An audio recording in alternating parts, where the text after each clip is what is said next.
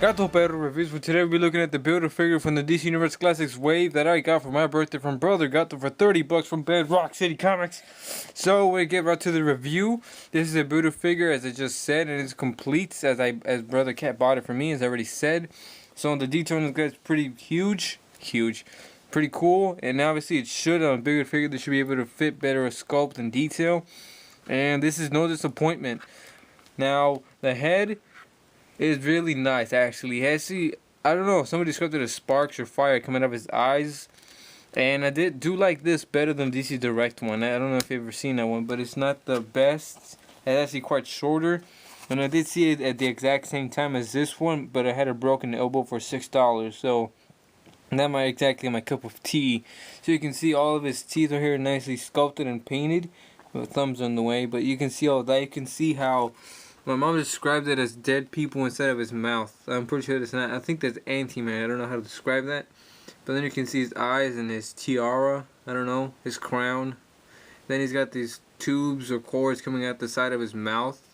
Probably filled with antimatter. And then you can see it also stretches down his arm to his wrist. And I had to glue this on here with super glue so it wouldn't come off when you twist it. And again, these tubes going across right here. And this little rivety thing right here. I don't know, this sculpted thing right here, where it looks like it's been punched in, reminds me of the Green Lantern animated series when Aya decided to go after the Anti-Monitor and punch herself right through him and bust his head out. So I thought this was a really cool thing. That's what really got me into the Anti-Monitor. And then this little skirt thing, I don't know how to describe that, but it's very nice. It doesn't go, it's not like an entire skirt, it just looks like a skirt. I don't know.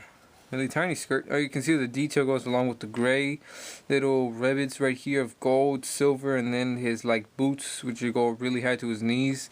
And then these big giant robot man boots right here with a little gold ribbon right here again, which you can't see. So not really nice detail on the way in the back.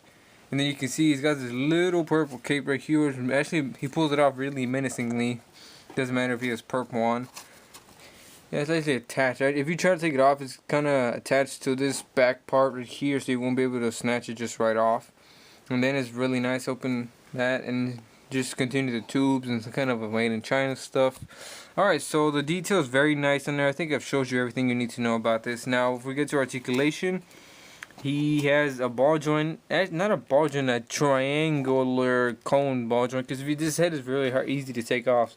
So if you take that off like that, you see this thing right here, that's where the cape is.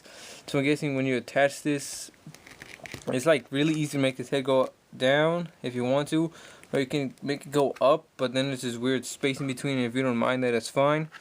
And he has bicep articulation, it goes up and down. Oops, arm articulation go up and down, bicep that doesn't get interrupted by this little cylinder stuff. And then he has wrist, actually no forearm rotation, but the wrists do not move. Again, that goes along with the tube, but not really as much disturbed, because it's actually very cool. Alright, so his torso, no, he has an ab crunch, my bad. I'm sorry, he goes up and down, back. You can also get him some pretty awesome screaming up poses, I forgot. Like something like this, screaming up menacingly. That looks pretty cool. Alright, so he has a full-on waist joint that goes side to side. He has actually those DC Universe Classics armpit joints are gaping crotches because of this little piece right here. You won't notice it unless you make it stick out. Ah, darn it! But because of the I don't know, somehow something about it makes it like split really far. I don't know. Alright, so he has thigh articulation that goes side to side, but lower thigh almost to the knee. And then he has one point at the knee of articulation, and his knees bend at one. I think I already said that. And then his ankles just move up and down.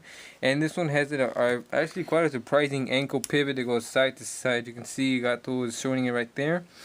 Kind of weak. It's not as good as the Marvel Legends, but this, I don't know when this figure came out. Probably not even when Hasbro was doing Marvel Legends.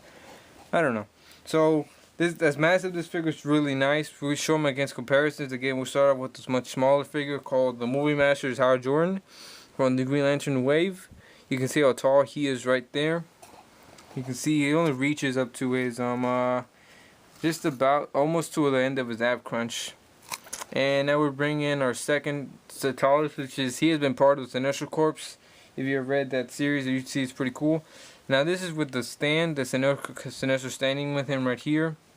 Reaches just up to his chest a bit. Now without the stand, because he is using one right here. This is the one that came with a Hector Hammond figure from the Movie Masters. He reaches like kind of above his ab crunch right there. You can see it, but they look really nice. He does look like he would be part of the initial course in like yellow right here. Now the final one, which is one I looked forward to comparing the most, was the new 52 High Jordan, which is like my ideal perspective of how I would pose him, because he's like the better High Jordan for me right now. You can see he reaches somewhat just a bit higher than the Sinestro did, concluding that he's a 7-inch figure. And I guess he has been in this scale, from what I've been told from other reviews, that he's in this scale at some points. So he's not too far out of scale. He's not the entire size of like a Galactus or something, but he's pretty big, massive. You can compare him if you want like this. You can see how tall he is. You can see him right there. So that's pretty tall. I measured him at about 9.5 inches, so very nice. If you get the chance to pick up this figure complete, do so. eBay, I don't know if you could trust that stuff anymore since it got kicked out, as I mentioned before. So this has been a review as a complete Build-A-Figure. I would rate this guy as a perfect 10. You can't go wrong with the anti-monitor. Again, I had a big inspiration from the Green Lantern animated series, part of the season 1.5, which is the second part, which if you haven't seen, you should go see. I guess it should be. I hope it comes out on Netflix or on DVD. Alright, so this has been a perfect 10 for me. For me, it's a 9.5. My only gripe is the forearm. It can, I guess, obstructed by the cables. It does? Like for me. Oh man, I just broke off a piece of it. Kind of. Alright, so this has been a review. I just messed up the anti-monitor's cord on the right side or the left side. So again, perfect 10. Get this figure if you can. This has been GatoPerroReviews, and we'll see you next time.